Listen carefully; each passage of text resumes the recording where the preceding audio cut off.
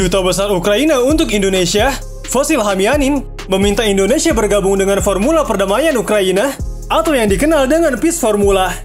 Vasil Hamianin mengatakan, "Saya mengundang Indonesia dengan tulus mengundang atas nama saya untuk bergabung dengan Formula Perdamaian." Hamianin mengatakan dirinya mengapresiasi kunjungan Presiden Joko Widodo ke Ukraina pada bulan Juni tahun lalu ketika gempuran Rusia masih sangat mencekam. Menurutnya kunjungan Jokowi itu merupakan langkah yang sangat simbolis dan berani.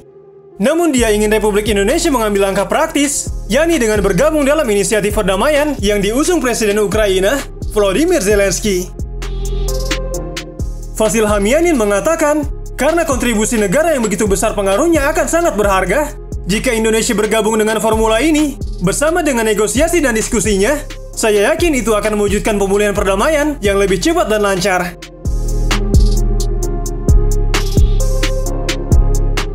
Formula Perdamaian merupakan inisiatif yang disebut bisa membantu menyelesaikan situasi perang dan konflik di seluruh dunia.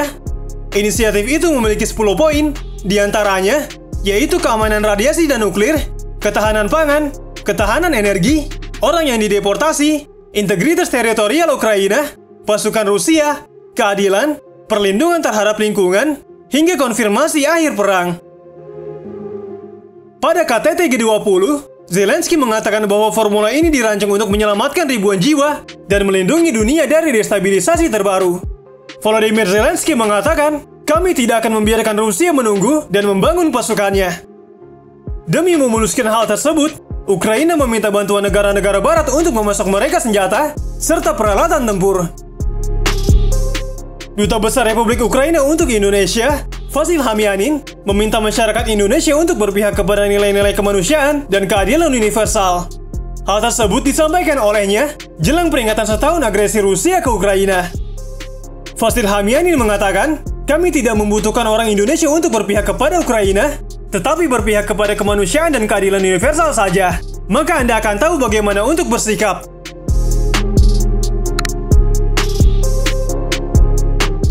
Pada tanggal 24 Februari tahun 2022 yang lalu, Rusia menyerbu Ukraina, menandai eskalasi besar perang dua negara yang dimulai pada tahun 2014.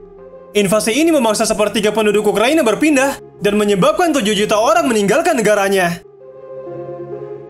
Sebelumnya pada tahun 2014, Rusia menyerbu dan menganeksasi Crimea. Separatis yang mendukung tindakan Rusia juga menyita sebagian wilayah Donbas yang terdiri dari Oblast, Luhansk, dan Donetsk yang memicu perang regional.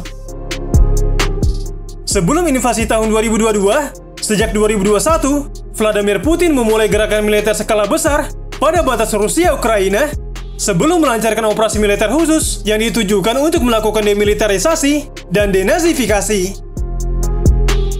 Menurut Vasil Hamianin, konflik yang ditimbulkan Rusia itu jelas mengakibatkan krisis yang sangat serius secara global, terutama adalah krisis kepercayaan terhadap upaya diplomasi antar negara.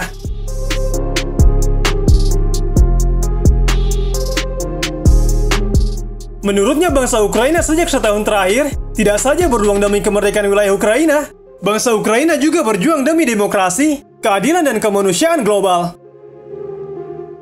Dengan fakta yang sudah diketahui banyak masyarakat, bangsa Ukraina tidak menuntut banyak dukungan dari bangsa Indonesia, cukup simpati kepada warga sipil dan tentara yang menjadi korban invasi Rusia. Vasil Hamianin mengatakan, "Saya yakin orang Indonesia tidak akan menerima dibohongi. Akan tetapi bisa disesatkan oleh propaganda Rusia. Jika Anda melihat Ukraina, cobalah untuk bercermin ke Indonesia. Bagaimana jika ada invasi ke negara Anda tentu saja akan melawan." Hal ini ia sampaikan ketika melihat banyak masyarakat Indonesia yang justru mendukung Rusia dan menyayangkan sikap yang diambil Ukraina untuk menolak berdamai dengan beberapa syarat yang diminta oleh Rusia.